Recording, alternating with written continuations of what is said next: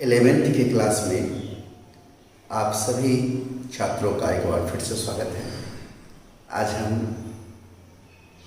11वीं में projectile motion पढ़ाने जा रहे हैं। प्रोजेक्टाइल मोशन, ये प्रोजेक्टाइल मोशन बेहद ही खास, बहुत ही महत्वपूर्ण चैप्टर है जिसमें कि हमें मोशन अंडर ग्रेविटी से मदद मिलने वाला है। मोशन अंडर ग्रेविटी से हमें मदद मिलने वाला है। आइए शुरू करते हैं।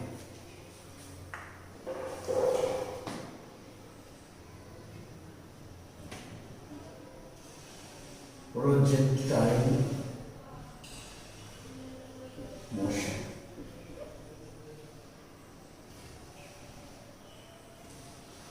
ये प्रोजेक्टाइल मोशन क्या होता है तो ध्यान दीजिए। जब भी किसी वस्तु को हॉरिजॉन्टल से कुछ कोण बनाकर फेंकते हैं, जैसे ये जमीन है, इससे कुछ कोण बनाकर आप किसी पत्थर को फेंकते हैं इसे, तो पत्थर कुछ इस तरह से चलता है, तो हम कहते हैं ये प्रोजेक्टाइल मोशन है। लेकिन ये सही डिफिनीशन नहीं हुआ। ये आप लोगों को आसानी से समझ में इसलिए कहें, जैसे एक बॉल ले लीजिए, बॉल को आप ऐसे फेंकते हैं, बॉल क्या होता है, धीरे धीरे ऊपर जाता है, फिर नीचे से जाता है, तो हम कहते हैं कि प्रोजेक्टाइल मोशन हुआ। लेकिन ये ऐसे कहने के लिए हुआ, सभ्य भाषा में ये सही तरीका नहीं हुआ इसको डिफाइन करने का। क्या तो फिर सही तरीका क्या हुआ? तो सही तरीका हम आपको बताते हैं। जब वेलोसिटी वेक्टर एक्सेलरेशन वेक्टर से कुछ कोण बनाए, वह कोण 0 और 180 नहीं हो, बाकी कोई भी कोण हो, उस कंडीशन में वस्तु का मोशन प्रोजेक्टाइल मोशन कहलाता है। एक बार फिर से सुनिए। किसी वस्तु को जब हम फेंकेंगे तो उसके वेलोसिटी और एक्सेलरेशन के बीच में एंगल 0 और 180 नहीं हो, इसके अलावा बाकी कुछ भी हो, तो उसका मोशन प्रोजेक्टाइल मोशन कहलाता है। ये है सही डिफिनेशन। आइए जरा मैं लिख देता हूँ।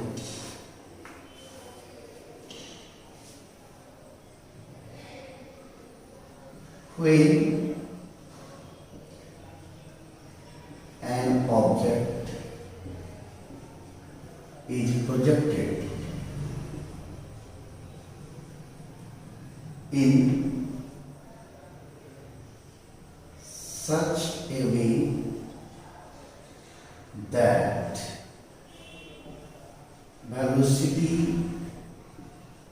vector makes some angle with acceleration vector। यहाँ पर इस बात का चर्चा कर देना उचित होगा कि जो एंगल है वो 0 और 180 नहीं हो। Make some angle with acceleration vector accept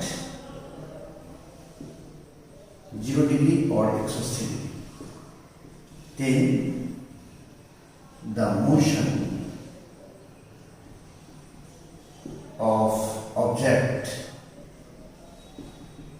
is called projectile motion।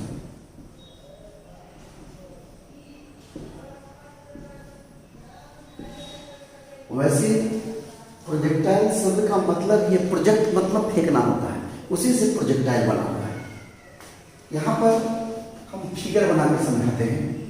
Figure यहाँ बनाते हैं इस तरह, और यहाँ देखिए जमीन के समानांतर जो रेखा होता है उसे हम एक्स एक्सिस कहते हैं, उसे हम एक्स एक्सिस कहते हैं, और ये हमारा वाई एक्सिस है। आप देख रहे हैं, तो ये वर्टिकल एक्सिस हुआ और हमारा ये हॉरिजॉन्टल एक्सिस हुआ। इस एक्सिस का नाम है हमारा हॉरिजॉन्टल एक्सिस, हॉरिजॉन्टल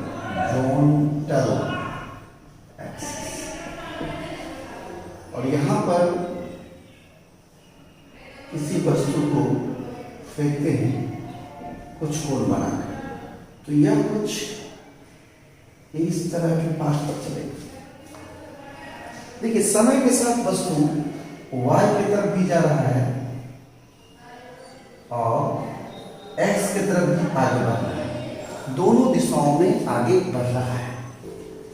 आपको मैंने अभी समझाया कि ये जो जमीन के पैरेलल है इसे हम एक्स एक्सिस कहते हैं, और जो जमीन के सतह के परपेंडिकुलर है उसे वाई एक्सिस कहते हैं।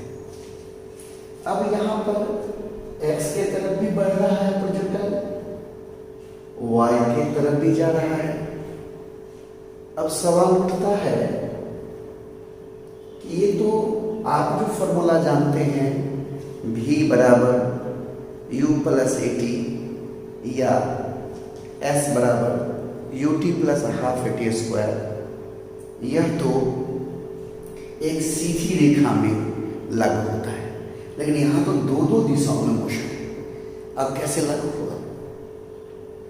तो इस समस्या को सॉल्व करने के लिए हम इस मोशन को दो अलग अलग दिशाओं में बांटते हैं, एक x की तरफ, दूसरा y की तरफ।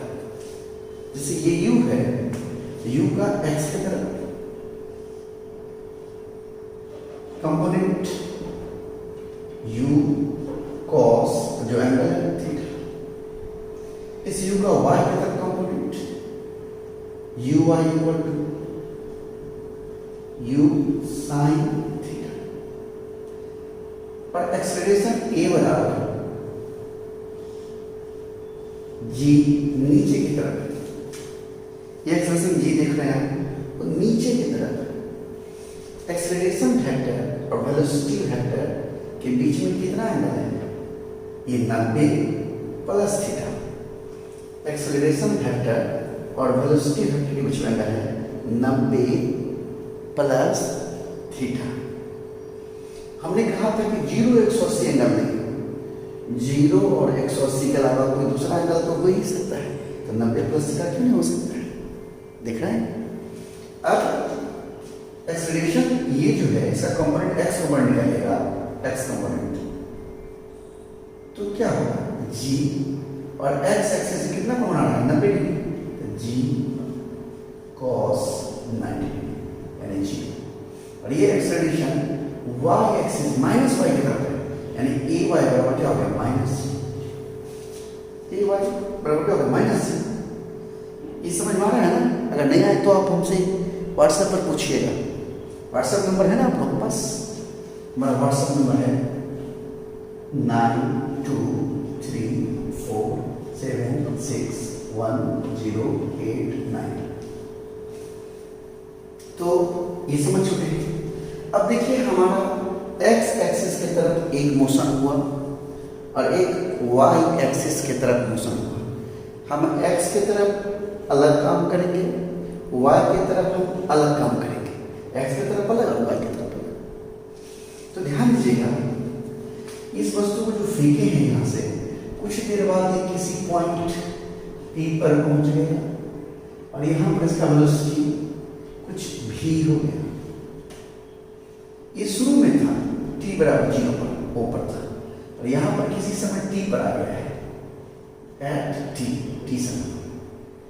x एक्सिस तो हमेशा इधर ही रहेगा, एक बार मान लिया तो अभी भी इधर x और अभी भी इधर।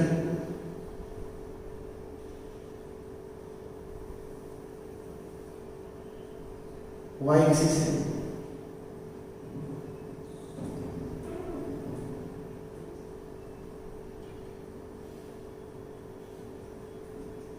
अब आप देख सकते हैं, मान लिया कि वेलोसिटी वेक्टर x एक्सिस से अल्फा कोण आ रहा है। अब ये वेलोसिटी का हमारा x कंपोनेंट vx होगा और y कंपोनेंट हमारा vy होगा। तो हम जानना चाहते हैं कि t समय पर जो वेलोसिटी v है वो कितना है।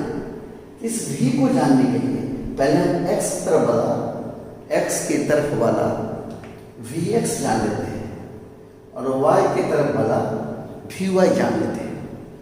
फिर वेक्टर के नियम से Vx और Vy को जोड़ के V निकाल लेंगे। तो देखिए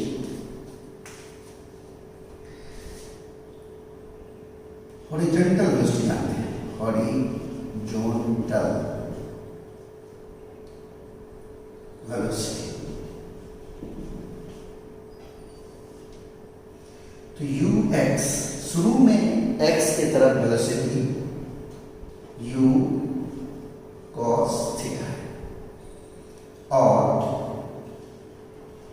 y और एक्सेलरेशन जो x की तरफ, याद रखिए x की तरफ काम कर रहे हैं तो सारा डाटा x की तरफ वाला ही लेंगे, y की तरफ वाला नहीं लेंगे। यानी ax हमारा कितना है, 0 है। और t समय के बाद वेलोसिटी x की तरफ क्या हो गया, ये जानना है। कौन सा फॉर्मूला आना चाहिए कि वेलोसिटी मिल जाए, तो v बराबर होता है u प्लस at। लेकिन चूंकि हम x की तरफ काम कर रहे हैं इसलिए यहाँ पर x वाला वेलोसिटी, तो u भी x वाला लेंगे। थोड़ा सा मैं अच्छे से लिख देता हूँ, हम u भी x वाला लेंगे और a भी x वाला लेंगे।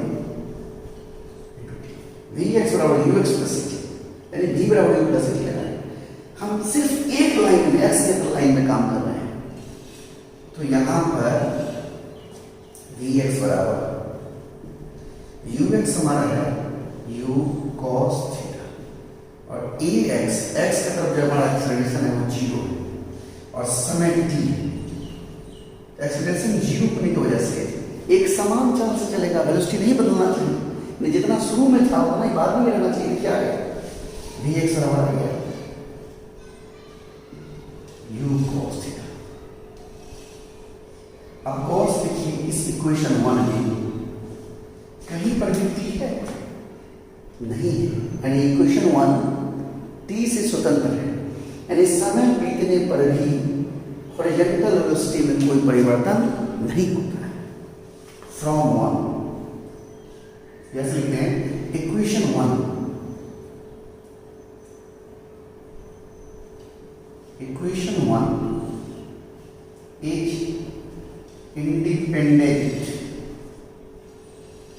of t, therefore horizontal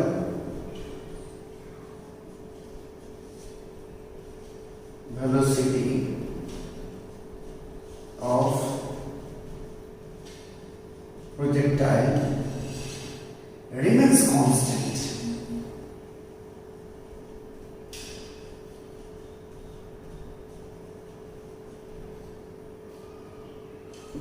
यानी हॉरिजॉन्टल वेलोसिटी मतलब x का वेलोसिटी जो है वो हमेशा फिक्स होता है, वो नहीं बदलता है, क्योंकि इसमें समय का कोई असर नहीं है। यानी जितना शुरू में था x का वेलोसिटी उतना ही t समय पर है, उतना ही इस अधिकतम ऊंचाई पर भी होगा, उतना ही हमारा ये x का वेलोसिटी होगा, यहाँ पर भी उतना ही वेलोसिटी होगा और इस सब vx का मान u cos थीटा बराबर होगा, हर समय कभी भी नहीं बदलेगा। अब आइए वर्टिकल वेलोसिटी y का वेलोसिटी निकालते हैं।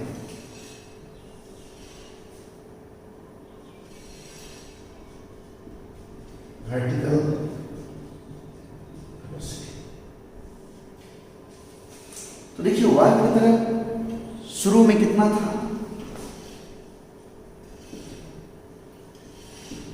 u sin, और y की तरफ एक्सेलरेशन कितना है, माइनस। ये माइनस क्यों है, क्योंकि वेलोसिटी हमारा जो u sin थीटा जो है हमारा, वो तो ये है हमारा, ये है हमारा u sin थीटा ऊपर की, और एक्सेलरेशन उसके विपरीत दिशा में, इसलिए माइनस। ऐसे भी आप देख सकते हैं ये g जो है, g वो प्लस y से 180 कोण बनाना या माइनस y से 0 डिग्री बनाना है, cos 0, यानी माइनस। ये माइनस y से माइनस आके मैग्नीट्यूड g है और एंगल 0 डिग्री बनाना है, ऐसे भी कर सकते हैं। ऐसे भी सोच सकते हैं शुरुआती वेलोसिटी y की तरफ ऊपर की ओर है और हमारा एक्सेलरेशन नीचे की ओर है, विपरीत दिशा में, माइनस। हर दृष्टिकोण से माइनस, समझ में आया। अब t समय बाद वेलोसिटी जानना होगा क्या लगाना चाहिए हमको, वी वाई यानी वेलोसिटी वाई बराबर U Y plus A Y T, यानी वी बराबर यू प्लस ए टी हमें लगाना है। तो क्या होगा, वी बराबर वी वाई बराबर यू वाई यानी U sine theta, A Y हमारा माइनस जी है इंटू टी, ये हमारा क्वेश्चन 2।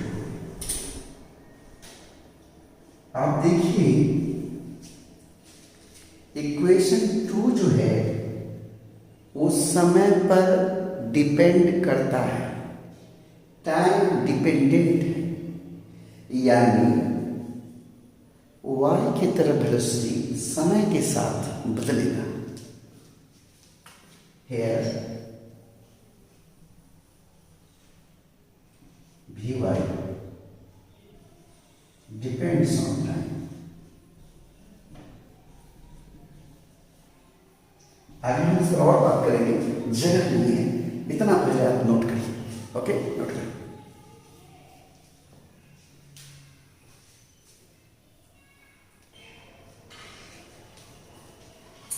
अब आगे बढ़ते हैं। अभी आपने देखा था Vy इक्वल टू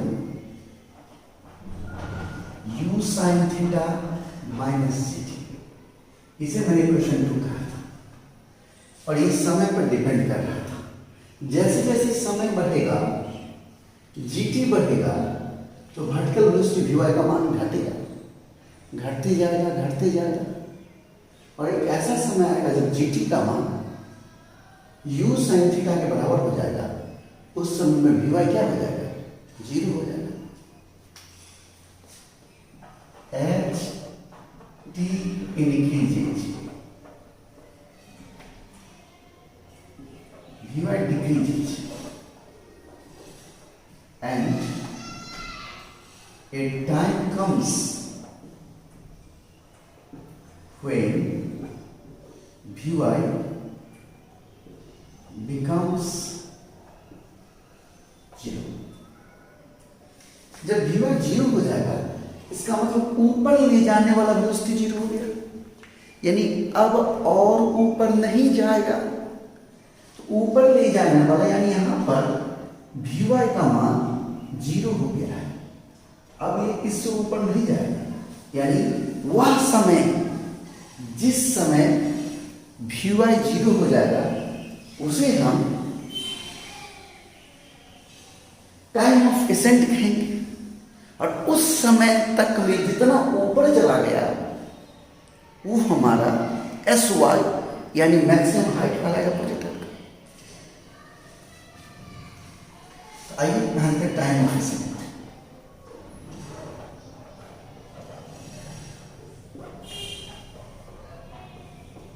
मैंने अभी समझाया आपको तो वह समय जब Vy 0 हो जाएगा उस समय को कहेंगे time of accent.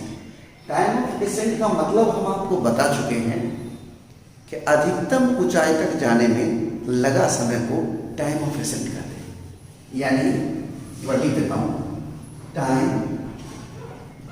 Taken to reach the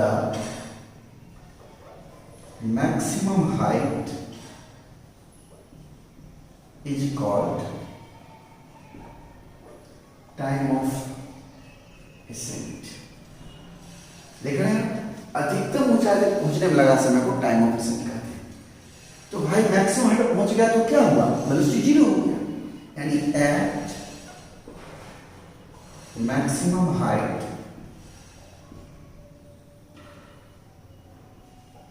Vy क्या आ गया 0, यानी फ्रॉम टू समीकरण 2 से अब देखिए 0 कर देंगे हम तो क्या होगा, you sine theta minus G T, यानी जी टी बराबर यू साइन थीटा, यानी टी बराबर U sine theta by ji.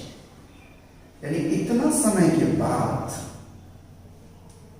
Vy 0 हो जाएगा, ये Vy 0 हो जाएगा, यही टाइम ऑफ एसेंट जिसे हम टी से लिखते हैं, इसी को कहते हैं हम लोग टाइम ऑफ एसेंट। यानी अधिकतम ऊंचाई तक अधिक से अधिक ऊंचाई तक जाने में जो समय लगे, यानी इतना समय के बाद किसी वस्तु को जो हम फेंकेंगे वह अधिकतम ऊंचाई तक पहुंचाएगा, और यही हमारा समय टाइम ऑफ एसेंट हो गया। इस दौरान जितना ऊपर जाएगा ये हमारा मैक्सिमम हाइट हो जाएगा प्रोजेक्टाइल का। यानी मैक्सिमम हाइट क्या होगा, यहां से जान लीजिए, मैक्सिमम हाइट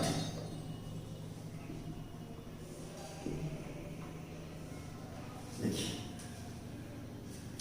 तो यहां तक पहुंचने में जो समय लगेगा वो टाइम ऑफ एसेंट हुआ, और जितना ऊपर चला गया वो मैक्सिमम हाइट हो गया। जरा इसको दो प्रकार से बना सकते हैं। एक तरीका देखिए, फर्स्ट मेथड देखिए, यू वाई क्या है, यू साइन थीटा ऊपर की ओर, ए वाई बराबर जी नीचे की ओर है, इसलिए माइनस है, इसको ले लेते हैं। और मैक्सिमम हाइट पर क्या हो जाता है, तो वर्टिकल वेलोसिटी 0 हो जाता है।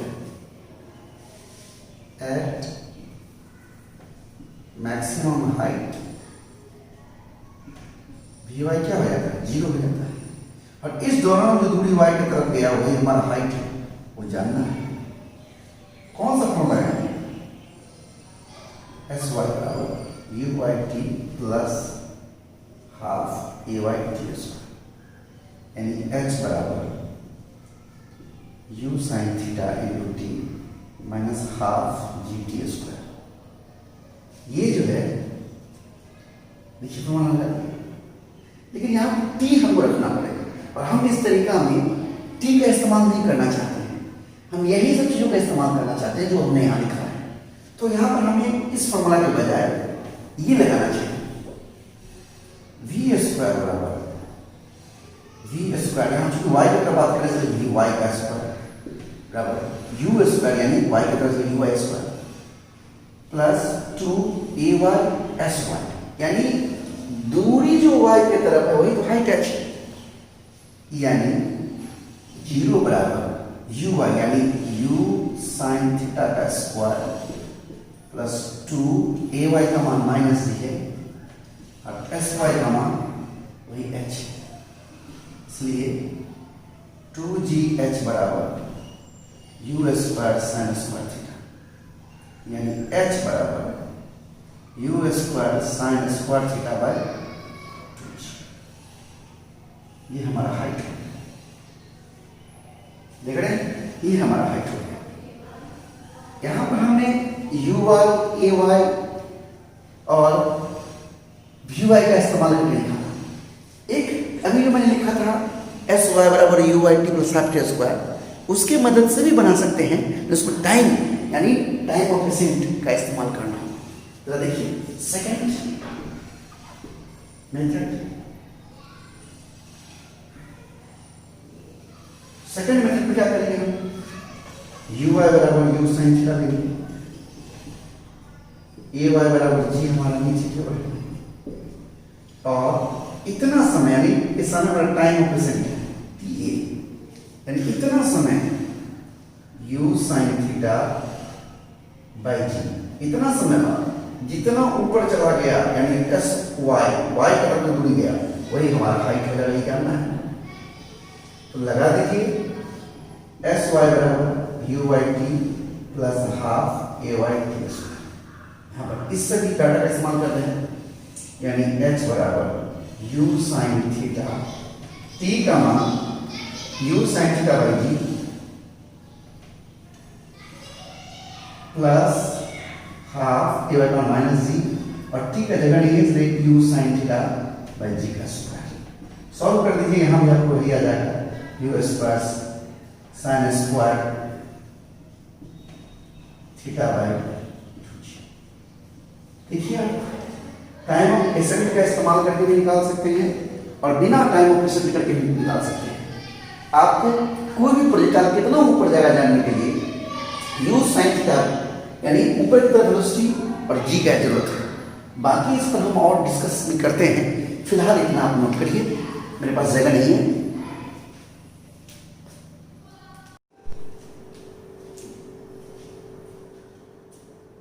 तो मैंने बोर्ड साफ कर लिया है।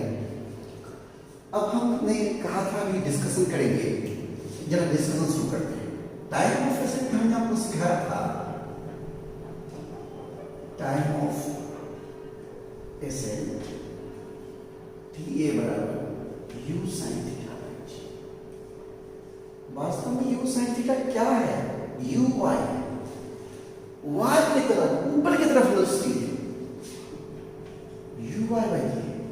गौर करिए, मोशन अंडर ग्रेविटी में जब किसी वस्तु को ऊपर की तरफ फेंकते थे, मोशन अंडर ग्रेविटी में जब किसी वस्तु को ऊपर की तरफ फेंकते थे, तो उस कंडीशन जब ऊपर की तरफ फेंकते थे तो ऊपर की तरफ u भी होता था, तो वहां पर टाइम फंक्शन u बाई जी था।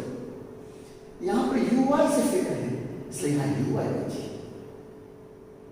बात को पकड़िए, यहां ऊपर की जो वेलोसिटी वो u y है, u y बाई जी। अब ये u sin थीटा यहां था, तो u sin थीटा बाई जी। अगर मान लीजिए थीटा x के बजाय y से होता तो यही u cos होता, यही u sin होता। बात को गौर करिए, तो u cos थीटा बाई जी हो जाता। यानी u sin थीटा बाई जी या u cos थीटा बाई जी रटने के बजाय आप ये समझिए कि ऊपर की दिशा में जो वेलोसिटी रहेगा, जो उसमें हम इस्तेमाल करेंगे तो वो टाइम ऑफ एसेट मिल जाएगा। आप मेरी बातों को गौर कर रहे हैं ना? ये सीखने की चीज है।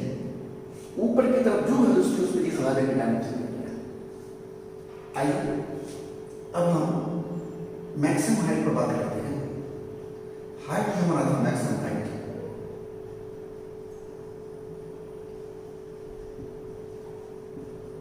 Eight angle theta. आप मेरे शब्दों पर ध्यान दीजिए, मैंने यहां लिखा एट एंगल थीटा, यानी थीटा कोण पर मैक्सिमम हाइट हमको आया है। थीटा अलग अलग तो हाइट भी अलग अलग। कॉकड़ी पॉइंट कितना था? h equal to u sin theta by g, u square sin square theta by g. ये हमको आया था, यानी हम कह सकते हैं u sin थीटा का स्क्वायर बाई जी। और फिर से वही बात, u sin थीटा क्या है? y की तरफ वेलोसिटी, यानी u y का स्क्वायर बाई जी। यानी ऊपर की तरफ जो वेलोसिटी है उसके स्क्वायर बाई जी वो हमको मैक्सिमम है। हाँ, अगर आप चाहते हैं एब्सोल्यूट मैक्सिमम, यानी वो मैक्सिमम जिससे ज्यादा मैक्सिमम संभव नहीं हो इस u वेलोसिटी के लिए, तो उसके लिए sin थीटा का मान अधिक से अधिक रखना होगा, क्योंकि u sin थीटा ज्यादा से ज्यादा होगा तो h ज्यादा से ज्यादा होगा। ध्यान दीजिएगा, for absolute maximum velocity at speed u speed पर, एब्सोल्यूट मतलब निरपेक्ष, एकदम मतलब थीटा का किसी पर निर्भर नहीं कर रहा, वो अधिक से अधिक होगा मान उस u के, उसके लिए sin theta must be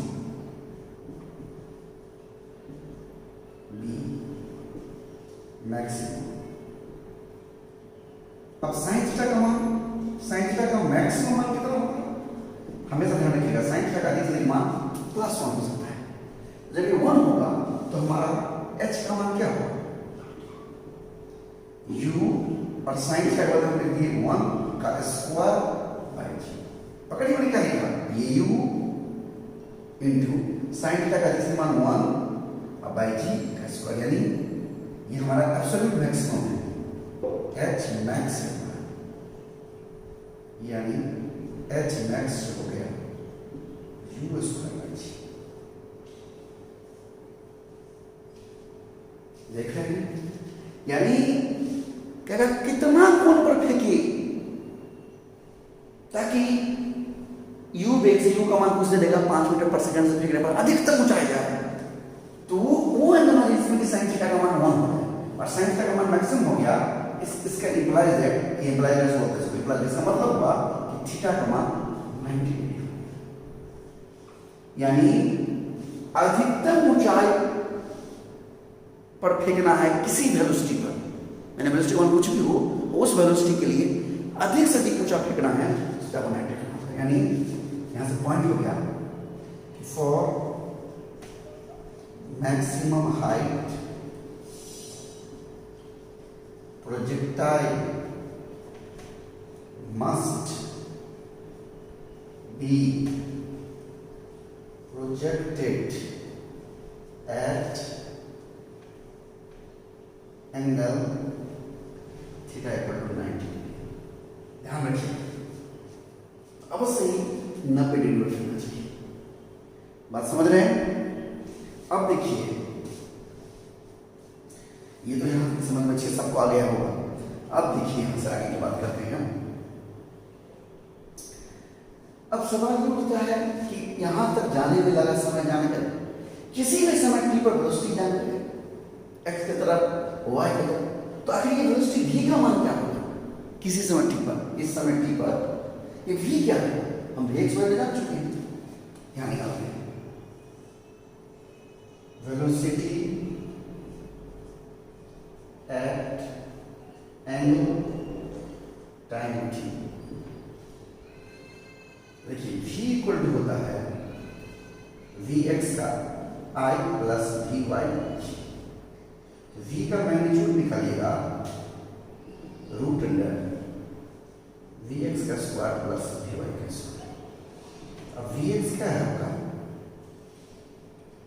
u cos theta का स्क्वायर, और vy क्या है u sin theta minus gt इसका स्क्वायर। यह स्क्वायर कर दीजिएगा, आपको वेलोसिटी v निकल जाएगा। यानी किसी समय t पर जो वेलोसिटी होगा वो देखिए इतना, और उस समय उस t पर, उस समय पर हॉरिजॉन्टल से कितना कोण बनाएंगे, अल्फा का मान क्या होगा? उस समय पर अल्फा का मान क्या होगा वो देखिए। Late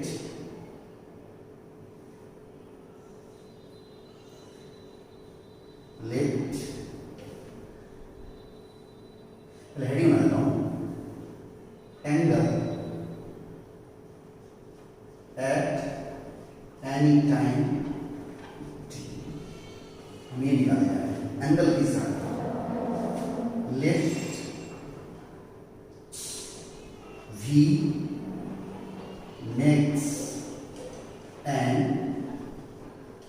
angle alpha with x-axis, इसलिए 10 अल्फा। तो x एक्सिस से बना रहा है अल्फा को, तो 10 अल्फा, तो क्या होगा vy। हम बढ़ाए थे कि जिससे एंगल निकालते हैं, अगर x से निकाल रहे हैं तो y वाला ऊपर में है, यानी वेलोसिटी y वाला ऊपर और x वाला नीचे, जिससे निकालना नीचे लगता है x वाला नीचे, यानी 10 अल्फा और 10 पर u sin theta minus gt divided by u cos theta.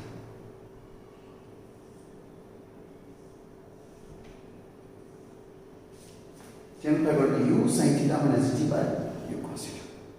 अब देखिए, अगर कहीं पर एंगल ही दे दिया इतना समय पर इतना कोण बना रहा है और इतना एंगल पर फेंका गया है, बताइए किस स्पीड से फेंका गया है? यू निकाल लीजिएगा, किसी भी दे देगा कि इतना स्पीड से फेंका गया है, यानी यू का मान दिया हुआ है, इतना एंगल पर फेंका गया है, तो कितना समय बाद, यानी टी का मान क्या होगा? टी का मान क्या होगा? कितना समय बाद इतना कोण बना रहेगा? कोण दिया रहेगा, यानी कोण दे दे समय निकल सकता है, समय दे दे कोण निकल सकता है, कुछ भी पूछ सकता है। एक एग्जाम्पल हम दिखाते हैं, पहले इसको आपको बता दीजिए, मेरे पास अगर नहीं।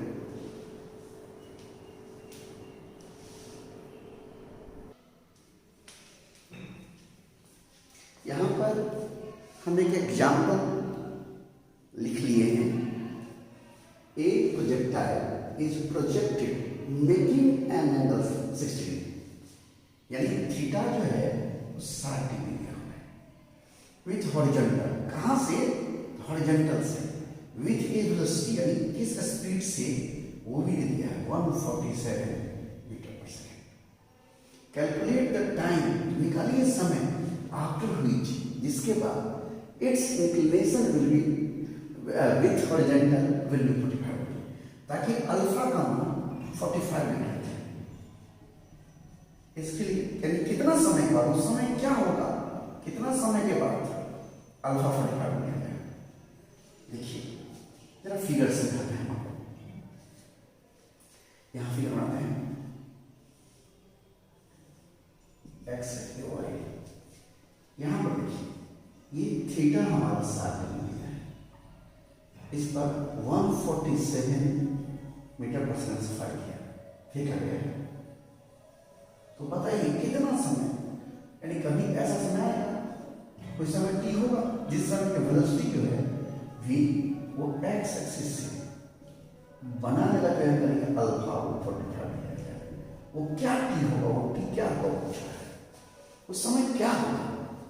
तो ध्यान दीजिए, हम तो जानते हैं किसी समय टी पर अगर अल्फा को बनाए तो tan अल्फा पर क्या होगा, वी हैव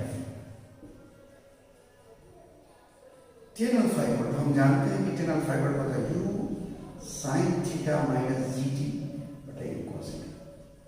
इस समझने की जरूरत है कि कौन सा फॉर्मूला है।